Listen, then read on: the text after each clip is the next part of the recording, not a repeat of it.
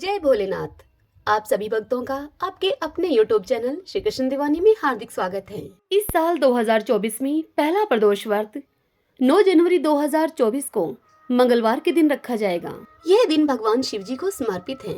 हिंदू पंचांग के अनुसार प्रत्येक माह में कृष्ण पक्ष और शुक्ल पक्ष की त्रयोदशी तिथि को प्रदोष का व्रत रखा जाता है। यह दिन शास्त्रों में बहुत ही शुभ माना जाता है। इस दौरान भक्त उपवास रखते हैं और भगवान शिव जी की पूजा करते हैं। ऐसे में जो साधक इस दिन माता पार्वती और भगवान शंकर की विशेष आराधना करते हैं, उनके ऊपर भगवान की सदैव कृपा बनी रहती है। तो आइए अब जानते हैं भौम प्रदोष व्रत का शुभ मुहूर्त, महत्व, नियम और व्रत कथा के विषय में। देखिए भक्तजनों, इस साल का पहला प्रदोष व्रत मंगलवार को है, जिसे कि भौम प्रदोष व्रत के नाम से जाना जाता है। इस शुभ दिन में समर्पण और भक्ति के साथ भगवान शंकर और माता पार्वती की पूजा करने से भक्तों की मनचाही इच्छाएं पूर्ण होती हैं।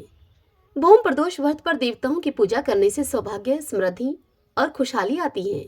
कुछ भक्त इस दिन भगवान शिव की पूजा भगवान नटराज के रूप में भी करते हैं। मान्यता ऐसी है कि इस व्रत की करने के बाद माता पार्वती भगवान भूत भावन यानी कि भगवान शंकर को माता पार्वती ने इस दिन भगवान शंकर को पाया था। यह व्रत करके इस व्रत को रखने से घर में समस्त तरह के सुख सुविधाएं, मनोवांछित फलों की प्राप्ति होती है। इस व्रत के लिए शाम के समय यानी कि प्रदोष काल में भगवान शंकर की विशेष पूजा अर्चना की जाती है। पंचांग के अनुसार पौष माह के कृष्ण पक्ष की त्रयोदशी की तिथि 8 जनवरी रात को 11:26 से लग रही है और समाप्ति होगी इसकी अगले दिन यानी कि 9 जनवरी। दिन मंगलवार रहेगा। रात के 10:18 पर यह तिथि समाप्त हो जाएगी। प्रदोष व्रत के दिन प्रदोष समय में भगवान शंकर की पूजा आराधना की जाती है, इसीलिए 9 जनवरी को प्रदोष का व्रत रखा जाएगा। वहीं पर भगवान शिव की पूजा करने का शुभ मुहूर्त रहेगा इस दिन शाम को 5:13 से लेकर रात को 8 बजे तक। इस प्रदोष काल में आप भगवान शंकर की पूजन कीजिए। आइए अब हम भौम प्रदोष व्रत की कथा का श्रवण करते हैं। सभी बोलिए भगवान शंकर माता पार्वती की जय। एक समय की बात है, एक नगर में एक वृद्धा रहती थी। उसका एक ही पुत्र था। वृद्धा की हनुमान जी पर गहरी आस्था थी। वह प्रत्येक मंगलवार को नियम पूर्वक यह व्रत रखकर हनुमान जी की आराधना किया करती थी। एक बार हनुमान जी ने अपनी भक्तनी उस वृद्ध महिला की परीक्षा लेने का विचार किया। हनुमान जी साधु का वेश धारण करके वृद्धा के घर पर गए और पुकारने लगे, है कोई हनुमान भगत जो हमारी इच्छा पूर्ण करे। जब यह आवाज उस वृद्ध महिला के कानों में पड़ी, पुकार सुनकर वृद्ध महिला जल्दी से घर के बाहर आई और साधु को प्रणाम करके उनसे बोली, आज्ञा कीजिए महाराज। हनुमान वेशधारी साधु से बोले कि मैं भूखा हूँ, मैं भोजन करूंगा, तुम थोड़ी जमीन लीप दो।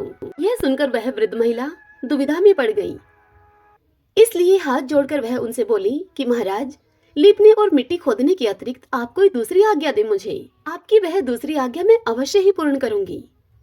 तब साधु ने 3 बार प्रतिज्ञा कराने के बाद उससे कहा कि तू अपने बेटे को बुला, मैं उसकी पीठ पर आग जलाकर फिर भोजन बनाऊंगा। यह सुनकर वृद्धा अब घबरा गई, परंतु वह प्रतिज्ञाबद्ध थी। उसने अपने पुत्र को बुलाकर साधु को सौंप दिया। वेशधारी साधु हनुमान जी ने वृद्धा के हाथों से ही उसके पुत्र को पीठ के बल लिटवाया। उसकी पीठ पर अब उस वृद्ध महिला ने आग जला दी। साधु महात्मा के कहे अनुसार आग जलाकर दुखी मन से वृद्धा अब अपने घर में चली गई। फिर भोजन बनाकर साधु ने वृद्धा को बुलाकर कहा कि उनका भोजन बन गया है, तुम अपने पुत्र को पुकारो ताकि वह भी आकर भोग प्रसाद को ग्रहण करे। इस पर वह वृद्ध महिला बोली कि उसका नाम लेकर मुझे और कष्ट न दीजिए। लेकिन जब साधु महाराज नहीं माने तो वृद्धा ने अपने पुत्र को आवाज लगाई। वह पुत्र अपनी माँ के पास आ गया। अपने पुत्र को जीवित देखकर वह वृद्ध महिला बड़ी ही आश्चर्यचकित हुई और वह साधु के चरणों पर गिर पड़ी। उस वृद्ध महिला की भक्ति और उसकी परीक्षा से प्रसन्न होकर हनुमान जी अपने वास्तविक रूप में प्रकट हुए और वृद्धा को भक्ति का आशीर्वाद दिया। सभी बोलिए बजरंगबली महाराज की जय। हर हर महादेव। आइए भक्तजनों, अब हम प्रदोष व्रत की दूसरी कथा का श्रवण करते हैं। भौम प्रदोष के दिन इन दोनों कथाओं को सुनना अत्यंत आवश्यक है। प्रदोष व्रत की पूर्णता के लिए इन दोनों कथाओं को सुनना चाहिए। सभी बोलिए भगवान शंकर माता पार्वती की जय। सूत जी इस कथा को सुनाते हुए मुनियों से कहते हैं कि त्रयोदशी तिथि में सायंकाल प्रदोष कहा गया है। प्रदोष के समय महादेव जी कैलाश पर्वत के रजत भवन में नृत्य करते हैं और देवता उनके गुणों का सत्वन करते हैं। इसलिए धर्म, अर्थ, काम और मोक्ष की इच्छा रखने वाले पुरुषों को प्रदोष में नियम पूर्वक भगवान शिव की पूजा, होम, कथा और उनका गुणगान करना चाहिए। दरिद्रता के तिमिर से अंधे और भवसागर में डूबे हुए संसार भय से भीर मनुष्यों के लिए यह प्रदोष व्रत पार लगाने वाली एक नौका है। भगवान शिव की पूजा करने से मनुष्य दरिद्रता, मृत्यु, दुख और पर्वत के समान भारी ऋण भार को शीघ्र ही दूर करके संपत्तियों से पूजित होता है। विदर्भ देश में सत्यरथ नाम से प्रसिद्ध एक राजा थे, जो कि सब धर्मों में तत्पर, धीर, सुशील और सत्य प्रतीक थे। धर्म पूर्वक पृथ्वी का पालन करते हुए उनका बहुत सा समय सुख पूर्वक बीत गया। तदंतर शाल्व देश के राजाओं ने विदर्भ नगर पर आक्रमण करके उसे चारों ओर से घेर लिया। अपनी पुरी को शत्रुओं से घिरी हुई देखकर विदर्भराज विशाल सेना को साथ में लेकर युद्ध के लिए सामने आए। बल से उन्मत्त हुए शाल्व देशी क्षत्रियों के साथ राजा का अत्यंत भयंकर युद्ध हुआ। शाल्वों की बहुत बड़ी भारी सेना मारी गई, परंतु अंत में विदर्भराज भी उनके हाथों से मारे गए। मंत्रियों के सहित उस महारथी वीर राजा के मारे जाने पर मरने से बचे हुए सैनिक भाग खड़े हुए। उस समय विदर्भराज सत्यरथ की एक पतिव्रता स्त्री अत्यंत शोकग्रस्त होकर रात के समय राजभवन से निकलकर पश्चिम दिशा की ओर चली गई। वह गर्भवती थी।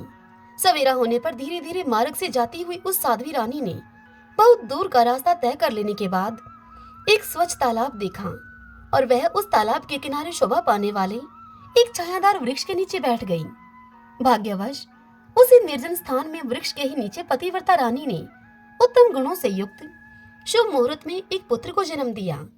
तत्पश्चात अत्यंत प्यास से व्याकुल होकर वह सुंदर अंगों वाली रानी जलाशय में उतरी। इतने में ही एक बड़े भारी ग्राह ने आकर, ग्राह मगरमच्छ को कहा जाता है, उस ग्राह ने आकर उस रानी को ग्रस लिया, अर्थात उस रानी को खा लिया। वह बालक पैदा होते ही माता पिता से हीन हो गया। तदंतर भूख और प्यास से पीड़ित होने के कारण उस सरोवर के किनारे जोर जोर से रोने लगा। वह नवजात शिशु जब इस प्रकार से कर्दन कर रहा था, उसी समय भाग्यवश वहां एक श्रेष्ठ ब्राह्मणी आ पहुंची। वह भी अपने 1 वर्ष के बालक को गोद में लिए हुए वहां आई थी। ब्राह्मणी निर्धन और विधवा थी, घर घर भीख मांगकर अपना जीवन निर्वाह करती थी। उसका नाम था उमा। उस सती साध्वी ब्राह्मणी ने उस राजकुमार को देखा।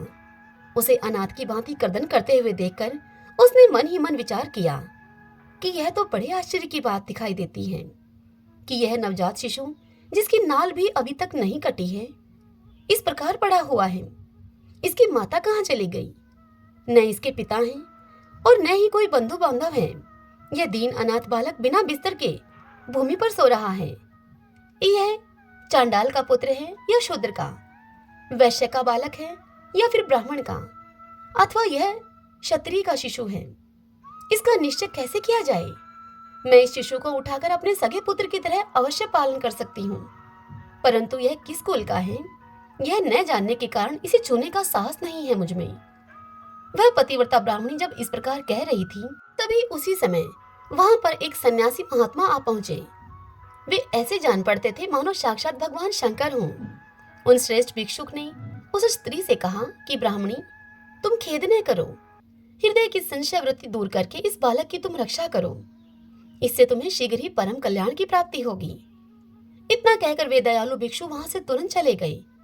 उनके जाने के बाद ब्राह्मणी ने विश्वास पूर्वक उस बालक को लेकर अपने घर की ओर प्रस्थान किया।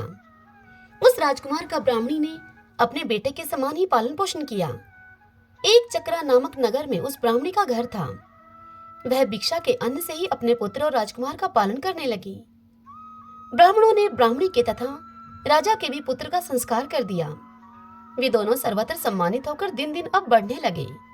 समय आने पर उनका उपनयन संस्कार हुआ। अब वे दोनों बालक एक साथ रहकर नियमों का पालन करने लगे।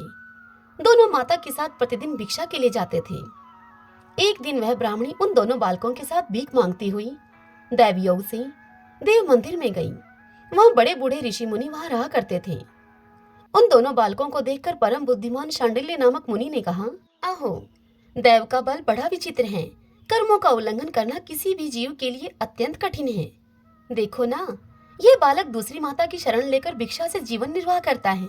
इस ब्राह्मणी को ही श्रेष्ठ माता के रूप में पाकर ब्राह्मण बालक के साथ ब्राह्मण भाव को प्राप्त हो गया है। शांडिल्य मुनि का यह वचन सुनकर ब्राह्मणी को बड़ा विस्मय हुआ। उसने भरी सभा में मुनि को प्रणाम करके उनसे पूछा, हे ब्राह्मण, एक सन्यासी के कहने पर मैं इस बालक को अपने घर में ले आई हूँ। यद्यपि अभी तक इसके कुल का कुछ पता नहीं लगा मुझे, फिर भी मैं अपने पुत्र की भांति इसका पालन पोषण करती हूँ। आप ज्ञान के नेत्रों से देखते हैं, इसलिए आपसे यह जानना चाहती हूँ मैं कि यह बालक किस कुल में उत्पन्न हुआ है और इसके माता पिता कौन हैं। यह सुनकर वह मुनि उस ब्राह्मणी से बोले, यह विदर्भ देश के राजा का पुत्र है। इतना कहकर मुनि ने उस बालक के पिता के युद्ध में मारे जाने का तथा उसकी माता के ग्रह के द्वारा ग्रस्त होने का सभी समाचार पूर्ण रूप से उस ब्राह्मणी को बतला दिया। यह सुनकर ब्राह्मणी को और भी आश्चर्य हुआ, इसलिए उस ब्राह्मणी ने फिर से प्रश्न किया और कहा कि हे महामुनि, वे राजा संपूर्ण भोगों को छोड़कर युद्ध में क्यों मरे और इस बालक को यह दरिद्रता कैसे प्राप्त हुई। अब दरिद्रता को पूर्णतः नष्ट करके यह बालक राज्य कैसे प्राप्त करेगा। मेरा यह पुत्र भी भिक्षा अन्न से ही जीवन को निर्वाह करता है, अतः इसकी दरिद्रता के निवारण का भी आप कोई उपाय हो तो वह मुझे बताने की कृपा करें। तब शांडिल्य मुनि ने उस ब्राह्मणी से कहा कि इस राजकुमार के पिता विदर्भ राज पूर्व जन्म में पांड्य देश के श्रेष्ठ राजा थे। वे सब धर्मों के ज्ञाता थे और संपूर्ण पृथ्वी का धर्म पूर्वक पालन किया करते थे। एक दिन प्रदोष काल में राजा भगवान शंकर का पूजन कर रहे थे और बड़ी भक्ति से त्रिलोकीनाथ महादेव जी की आराधना में वे संलग्न थे। उसी समय नगर में सब और बड़ा भारी कोलाहल मचा।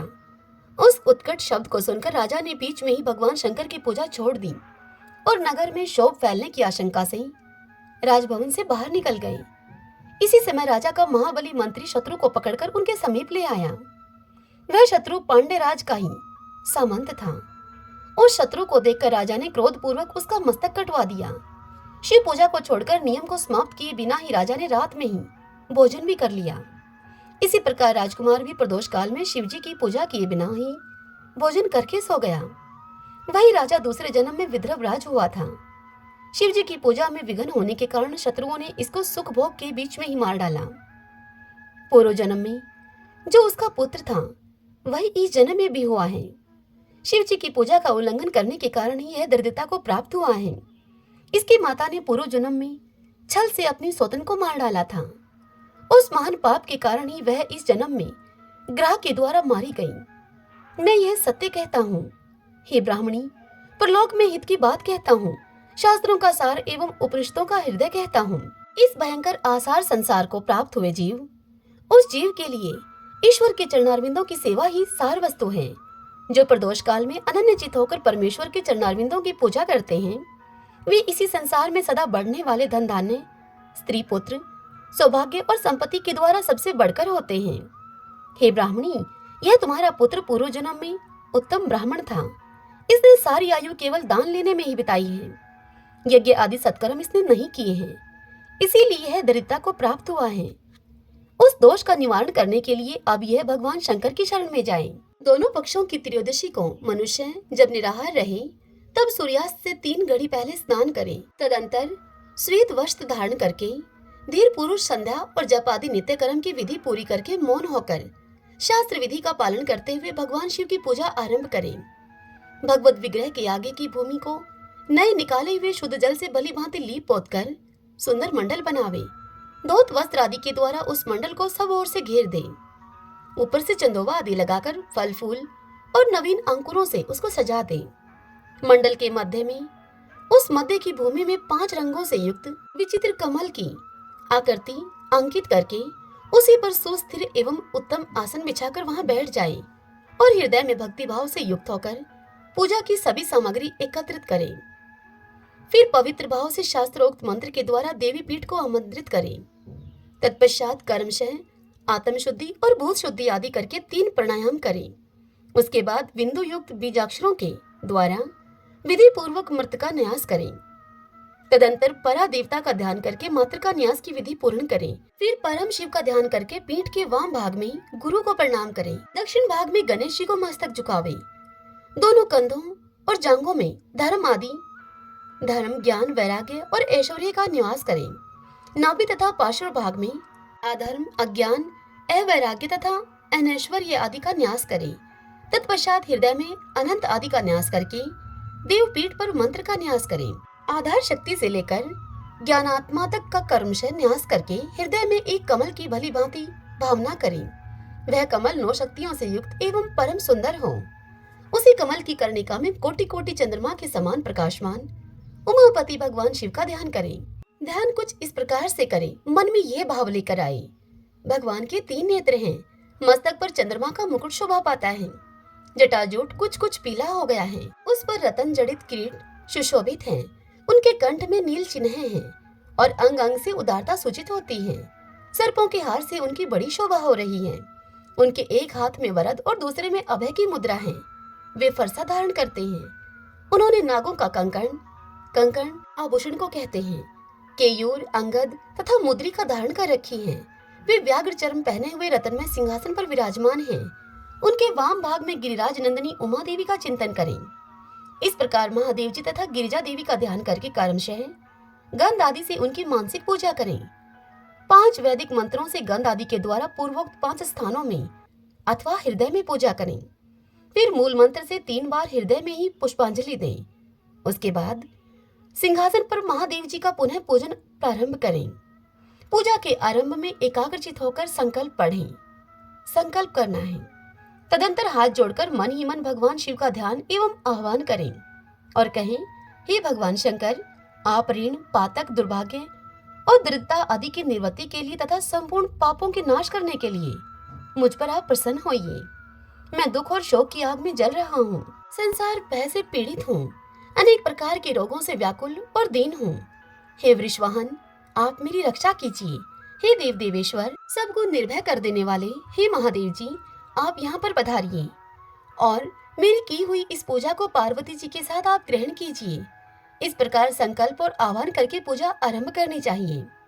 तत्पश्चात मनुष्य एकाग्रचित होकर रुद्र सूक्त का पाठ करते हुए वहां पर स्थापित किए हुए शंख के जल से और पंचामृत से महादेव जी का अभिषेक करके भांति भांति के मंत्रों से आसन आदि उपचारों को समर्पित करें। मन की भावना के द्वारा दिए हुए वस्त्रों से विभूषित स्वर्ण सिंहासन की कल्पना करें और उसी पर भगवान को विराजमान करके अष्टगुण युक्त अर्घ्य और पाद आदि निवेदन करें। फिर शुद्ध जल से आचमन कराकर मधु पार्क दे। उसके बाद पुनः आचमन के लिए जल देकर मंत्रोच्चारण पूर्वक स्नान करावे उनको। फिर यज्ञोपवीत वस्त्र और आभूषण आदि अर्पण करें। परम पवित्र अष्टांग युक्त चंदन चढ़ावे। बिल्व, मदार, लाल कमल, धतूर, कनेर, सनई का फूल, चमेली, कुशा, अपामार्ग, तुलसी, जूही, चंपा, भटकैया और करवीर के फूलों में से जितने भी मिल जाएं, उन सबको शिव उपासक भगवान शिव पर चढ़ाएं। इनके अतिरिक्त भी नाना प्रकार के सुगंधित पुष्प उनको निवेदन करें। तत्पश्चात लाल चंदन से उत्पन्न धूप और निर्मल दीप समर्पित करें। उसके बाद हाथ धोकर घी, नमकीन और साग, मिठाई, पुआ, शक्कर तथा गुड़ के बने हुए पदार्थ एवं खीर का नैवेद्य भोग लगाएं। मधु, दही और जल भी अर्पण करें। उस खीर का ही मंत्र के द्वारा प्रज्वलित की हुई अग्नि में हवन करें। यह होम शास्त्रोक्त विधि से आचार्य के कथन के अनुसार संपन्न करना चाहिए। भगवान शंकर को नैवेद्य देकर मुख शुद्धि के लिए उत्तम तांबूल अर्पण करें। धूप, आरती, सुंदर छत्र, उत्तम दर्पण को वैदिक तांत्रिक मंत्रों के द्वारा विधि पूर्वक समर्पित करें। यदि यह सब करने की अपने में शक्ति न हो, अधिक धन का अभाव हो, तो अपने पास जितना धन हो उसी के अनुसार भगवान की पूजा कर लें। गौरीपति भगवान शंकर भक्ति पूर्वक भेंट किए हुए पुष्प मात्र से भी संतुष्ट हो जाते हैं। तदंतर स्तोत्रों के द्वारा उनकी स्तुति करके भगवान को साष्टांग प्रणाम करें। फिर परिक्रमा करके पूजा समर्पित करने के बाद विधि पूर्वक श्री गिरिजापति की प्रार्थना करें। हे देव, हे जगन्नाथ, आपकी जय हो। सनातन हे शंकर, आपकी जय हो। संपूर्ण देवताओं के हे अधीश्वर, आपकी जय हो। सर्वदेव पूजित, आपकी जय हो। सर्वगुणातीत, आपकी जय हो। सबको वर देने वाले हे प्रभु, आपकी जय हो। नित्य आधार रहित अविनाशी विशंभर, आपकी जय हो। जय हो प्रभु। संपूर्ण विश्व के लिए एकमात्र जानने योग्य हे महेश्वर, आपकी जय हो। नागराज वासुकी को आभूषण के रूप में धारण करने वाले हे प्रभु, आपकी जय हो। हे गौरीपते, आपकी जय हो। हे चंद्रार्ध शेखर शंभो, आपकी जय हो। कोटि सूर्यों के समान तेजस्वी हे शिव, आपकी जय हो। अनंत गुणों के आश्रय, आपकी जय हो। भयंकर नेत्रों वाले हे रुद्र, आपकी जय हो। अचिंतन निरंजन, आपकी जय हो। हे नाथ, हे दया सिंधु, आपकी जय हो। भक्तों की पीड़ा का नाश करने वाले हे प्रभु, आपकी जय हो। दुस्तर संसार सागर से पार उतारने वाले हे परमेश्वर, आपकी जय हो। हे महादेव, मैं संसार के दुखों से पीड़ित एवं खिन्न हूँ, मुझ पर प्रसन्न होइए। हे परमेश्वर, समस्त पापों के भय का अपहरण करके आप मेरी रक्षा कीजिए। मैं महान दारिद्र्य के समुद्र में डूबा हुआ हूँ। बड़े बड़े पापों ने मुझे आक्रांत कर लिया है। मैं महान शोकों से नष्ट और बड़े बड़े रोगों से व्याकुल हूँ। सब ओर से ऋण के भार से मैं लदा हुआ हूँ। पाप कर्मों की आग में मैं जल रहा हूँ और ग्रहों से मैं पीड़ित हो रहा हूँ। हे शंकर, आप मुझ पर प्रसन्न होइए। इधर मनुष्य इस प्रकार से पूजा के अंत में भगवान गिरिजापति की प्रार्थना करें। धनाढ्य अथवा राजा को इस प्रकार भगवान शंकर की प्रार्थना करनी चाहिए। हे शंकर जी, आपके प्रसाद से मेरे सदा आनंद रहे। मेरे राज्य में लुटेरे न रहें। सब लोग निरापद होकर रहें। पृथ्वी पर अकाल, महामारी आदि के संताप शांत हो जाएं। सबकी खेती धन धान्य से समृद्ध हो। संपूर्ण दिशाओं में सुख का साम्राज्य छा जाए। इस प्रकार प्रदोष व्रत के दिन गिरजापति भगवान शंकर की आराधना करें। ब्राह्मणों को भोजन कराएं और उन्हें दक्षिणा देकर संतुष्ट करें। इस प्रकार मैंने सब पापों का नाश, सब प्रकार की दरिद्रता का निवारण तथा समस्त मनोवांछित वस्तुओं का दान करने वाले शिव पूजा का तुमसे वर्णन किया। यह शिव की पूजा शिव जी के द्रव्य का हरण करने के पाप को छोड़कर शेष सभी महापातकों और उपपातकों के महान समुदाय का नाश करती है। हे ब्राह्मणी, यदि ये दोनों बालक इसी प्रकार भगवान शंकर का पूजन प्रत्येक प्रदोष के दिन करते रहें तो वर्ष भर के भीतर ही इन्हें उत्तम सिद्धि की प्राप्ति होगी। सांडिल्य मुनि का यह वचन सुनकर उस ब्राह्मणी ने दोनों बालकों के साथ मुनि के चरणों में प्रणाम किया और फिर इस प्रकार से कहा। ब्राह्मणी ने कहा कि भगवान, आज मैं आपके दर्शन मात्र से कृतार्थ हो गई हूँ। ये दोनों बालक आज से ही आपकी शरण में हैं। हे ब्राह्मण, यह मेरा पुत्र है और इसका नाम सुचिवर्त है और यह राजकुमार है जिसका नाम मैंने धर्मगुप्त रख दिया है। यह दोनों बालक और मैं, हम तीनों आपके चरणों के दास हैं। इस घोर दारिद्र्य सागर में घिरे हुए हम तीनों का आप उद्धार कीजिए। इस प्रकार शरण में आई हुई उस ब्राह्मणी को अमृत के समान मधुर वचनों के द्वारा आश्वासन देकर मुनि ने उसके दोनों बालकों को भगवान शंकर के आराधन की मंत्र विद्या का उपदेश दिया। तत्पश्चात दोनों बालक और ब्राह्मणी मुनि की आज्ञा लेकर वहां से चले गए।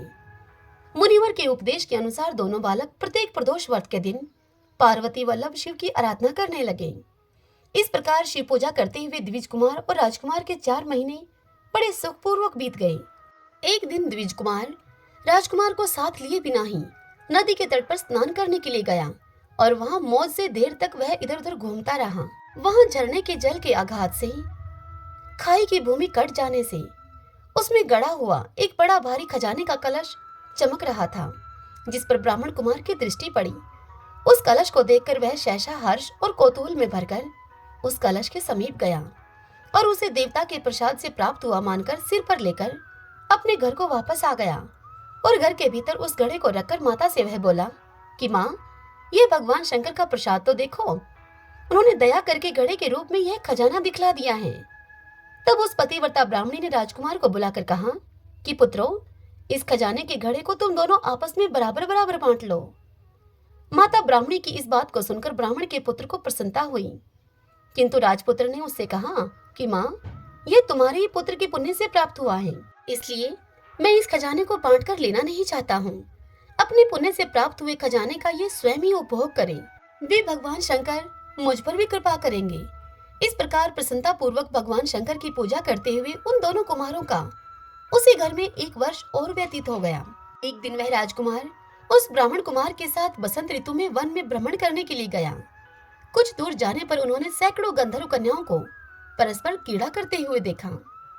उन कन्याओं को देखकर ब्राह्मण कुमार ने दूर से ही राजकुमार से कहा कि यहाँ से आगे जाना उचित नहीं है, क्योंकि उधर स्त्रियां विहार कर रही हैं। स्वच्छ अंतःकरण वाले विद्वान पुरुष स्त्रियों का सामीप्य त्याग देते हैं। ये रमणियां छल करने वाली तथा वाणी के द्वारा अनुनय विनय करने में कुशल हैं। ये पुरुषों को अपनी दृष्टि मात्र से मोहित कर लेती हैं। इसीलिए अपने धर्म में तत्पर ब्रह्मचारी कभी स्त्रियों के समीप जाकर उनके साथ वार्तालाप न करें। ऐसा कहकर ब्राह्मण कुमार वहां से लौट गया और दूर जाकर खड़ा हो गया। किंतु राजकुमार अकेला ही निर्भय होकर स्त्रियों की उस क्रीड़ा स्थली की ओर चला गया। उन गंधर्व कन्याओं में से एक ने राजकुमार को आते हुए देखकर मन ही मन कुछ विचार किया और सखियों से वह बोली कि सहेलियों, यहाँ से थोड़ी ही दूरी पर एक उत्तम वन है जहाँ विचित्र चंपा, अशोक, पुन्नाग और वकुल आदि वृक्ष खिले हुए हैं। वहां जाकर तुम सब लोग फूल तोड़ कर लाओ। तब तक मैं यहीं पर बैठी हूँ। तुम फूलों का संग्रह करके पुनः यहाँ पर आ जाना। उसके इस प्रकार आदेश देने पर सखियां वन के भीतर चली गई और वह गंधर्व कन्या राजकुमार पर दृष्टि लगाए हुए वहीं पर खड़ी रही। उसे देखकर राजकुमार कामदेव के बाणों से पीड़ित हो गया। गंधर्व कन्या ने अपने पास आए हुए राजकुमार को बैठने के लिए कोमल पल्लवों का आसन दिया और राजकुमार से पूछा, हे कमल नयन, तुम कौन हो? किस देश से यहाँ पर आए हो और किसके पुत्र हो तुम? इस प्रकार पूछने पर राजकुमार ने अपना पूरा परिचय उसको बतला दिया और कहा कि मैं विदर्भराज का पुत्र हूँ। मेरे पिता और माता मेरे बचपन में ही मर गए हैं। शत्रुओं ने मेरे राज्य पर अधिकार जमा लिया है और मैं दूसरे के राज्य में गुजारा करता हूँ। अब यह सारी बातें बताकर राजकुमार ने उस गंधर्व कन्या से पूछा कि सुंदरी, तुम कौन हो? यह तुम्हारा क्या कार्य है और तुम किसकी पुत्री हो? राजकुमार के इस प्रकार पूछने पर वह कन्या बोली, महाराज कुमार, एक द्रविक नामक गंधर्व है जो समस्त गंधर्व कुल के अगुआ माने जाते हैं। मैं उन्हीं की पुत्री हूँ और मेरा नाम अंशुमति है। सब सखियों को छोड़कर मैं यहाँ अकेली हूँ। मैं तुम्हारी अभिलाषा को जानती हूँ। तुम्हारा मन मुझ में आसक्त हो गया है। इसी प्रकार दैव ने मेरे मन में भी तुम्हारे लिए उत्कंठा भर दी है। अब हम दोनों का स्नेह कभी भंग नहीं होना चाहिए। राजकुमार से ऐसा कहकर गंधर्व कुमारी ने शीघ्र ही अपने गले से मोती का हार निकालकर प्रेम पूर्वक राजकुमार को भेंट किया। उस अद्भुत हार को देखकर राजकुमार ने उसे पूछा कि भीरू, मैं एक बात तुमसे कहता हूँ। मैं राज्यहीन और निर्धन हूँ। तुम मेरी प्रिया कैसे होना चाहती हो? मूर्ख स्त्री की भांति पिता की आज्ञा का उल्लंघन करके अपनी इच्छा के अनुसार आचरण क्यों करती हो? यह सुनकर गंधर्व कन्या ने कहा कि हे प्रियतम, आपका कहना ठीक है। मैं पिता की आज्ञा के विरुद्ध नहीं करूंगी। आप इस समय घर को पधारें और परसों प्रातःकाल पुनः यहीं पर दर्शन देना। मुझे आपसे कुछ हमारा कार्य है। इतना कहकर वह गंधर्व कन्या अपनी सखियों के आ जाने से उनके साथ चली गई। तदंतर वह राजकुमार भी हर्षपूर्वक जहां पर वह ब्राह्मण कुमार खड़े थे उनके समीप लौट आया।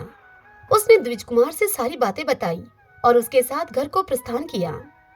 वहां पतिव्रता ब्राह्मणी को भी यह शुभ समाचार सुनाकर राजकुमार ने उनको प्रसन्न किया तथा पूर्व निश्चित समय आने पर वह पुनः द्विज पुत्र के साथ वन में गया।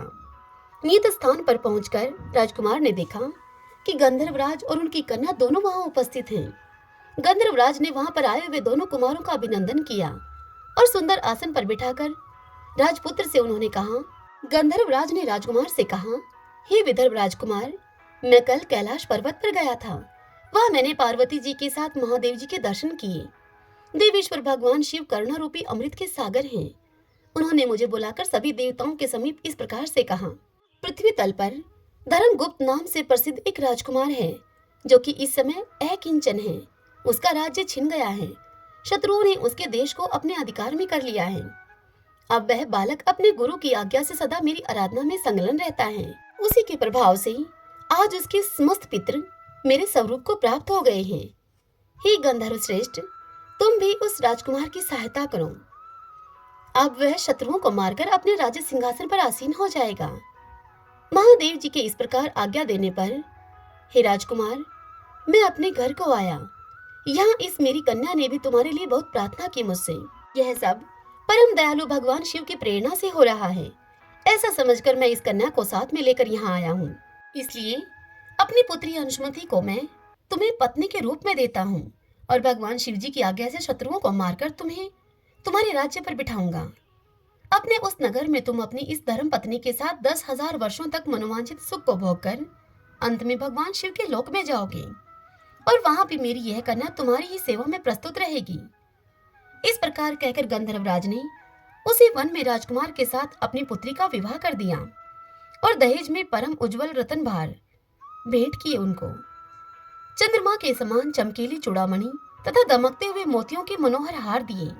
दिव्य आभूषण, वस्त्र स्वर्ण के बने हुए बहुत से सामान, 10,000 हाथी, 1 लाख नीले घोड़े और हजारों सोने के बड़े बड़े रथ प्रदान किए।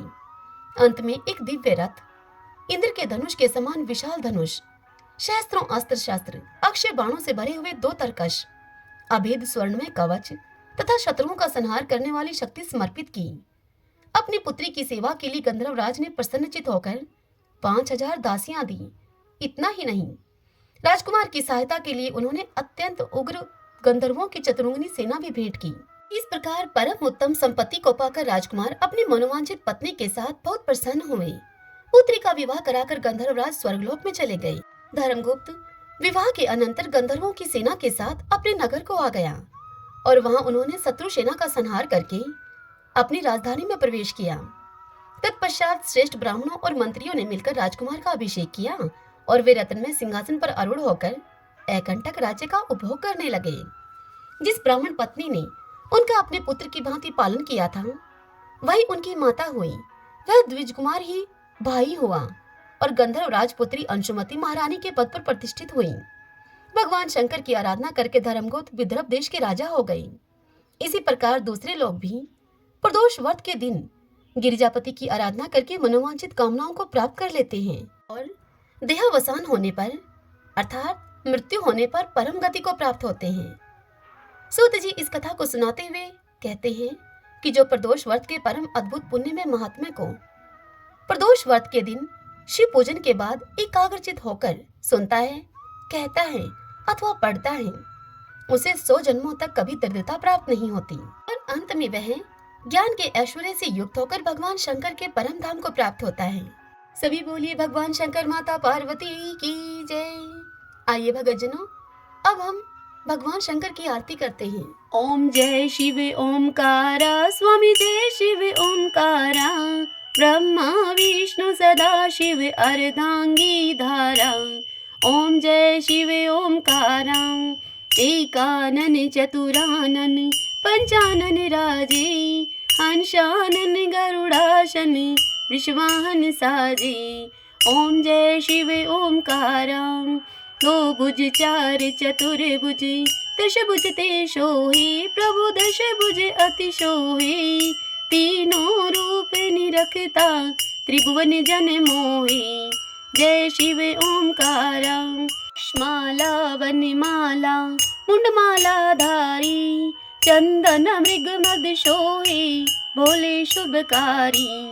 ओम जय शिव ओमकारा, श्वेतांबर पीतांबर बागांबर अंगे, शनकादिक ब्रह्मादिक प्रेतादिक संगे। ओम जय शिव ओमकारा, कर के मध्य कमंडलू, चक्र त्रिशूल धरता, जग करता संहरता, जग पालन करता। ओम जय शिव ओमकारा, ब्रह्मा विष्णु सदा शिव, जानत अविवेका, अक्षर के मध्य ये तीनों एका। ओम जय शिव ओमकारा, त्रिभुवन स्वामी जी की आरती जो कोई जन गावे, कहत शिवानंद स्वामी मनवांछित फल पावे। जय शिव ओमकारा। सभी बोलिए भगवान शंकर माता पार्वती की जय, शिव परिवार की जय। आशा करती हूँ यह कथा आपको पसंद आई होगी। यदि ऐसा हो तो इस वीडियो को आप लाइक करें और कमेंट बॉक्स में हर हर महादेव लिखिएगा।